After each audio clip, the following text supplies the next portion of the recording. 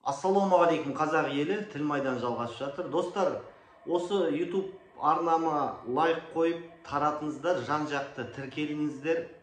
Міндетті түрде тек қарамай, өйткені 30% ғана тіркелген екен, қарап отырмын. Қалған 70% адамдар, қарап отырған адамдар жай тіркелмей қарайды екен. Сондықтан YouTube арнама тіркеліп қойыңыздар. Енді үстімнен қылмыстық іс жабылды. Қазір менің адвокатым Ануар Байдар, ұлтшыл адвокат, Марғұлан Боранбайдың адвокаты, қазір менің де адвокатым. Енді біз қылмыстық істің құжаттарын талап етіп жатырмыз. Енді елге келейін бе, келмейін бе, әлі кішкене ертерек қой деп есептеймін. Сіздер қалай ойлайсыздар, комментарийда жазыңыздар. Енді күресімізді ары қарай жалғастырамыз. Бір үйім ашамыз ба, саяси партияға қол жинаймыз ба, сондықтан қосылам деген азаматтарға есік ашық, хабарласыңыздар, бас қосайық. Енді алдында мүмкін, мен үстімнен көп сепаратистер арыз жазды, Ресей Федерациясы қысым жасады қазіргі билікке.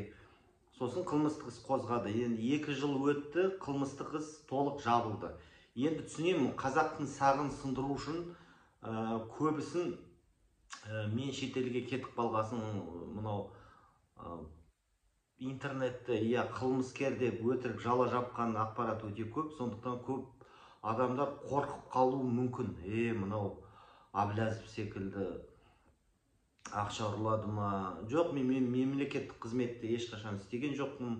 Миллиондап долларлап ақша ұрлаған жоқпын мемлекеттен, ешқай жерден. Мемлекеттік қызметте істемеген адаммын. Сондықтан және де бізде Құдайға шүкір 5 адвокатымыз бар, заңгерлеріміз бар.